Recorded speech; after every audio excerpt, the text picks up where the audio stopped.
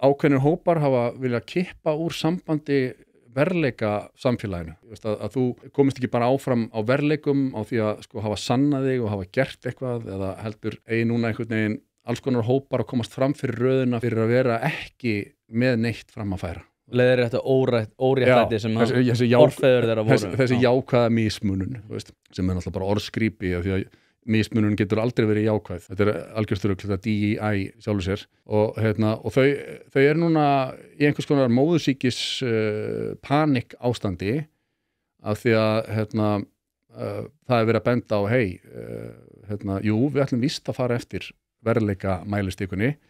Það hefur alltaf reynst best og það sanngjarnast og það eðlilegast. Þessi hópur er búin að hrifsa til sín svona völd fyrir, án þess að hafa unnið neitt sérstaklega fyrir þeim. Og nú eru þau að finna einhvern veginn að það að renna þeim úr greipum af því að fólk ekki að hlusta á það lengur og fólk tekur því ekki lengur sem sjálfsögðum hlut að allir einhvern veginn að fá meira fyrir að gera ekki neitt. Þetta svona einföld hraðsuða af þessu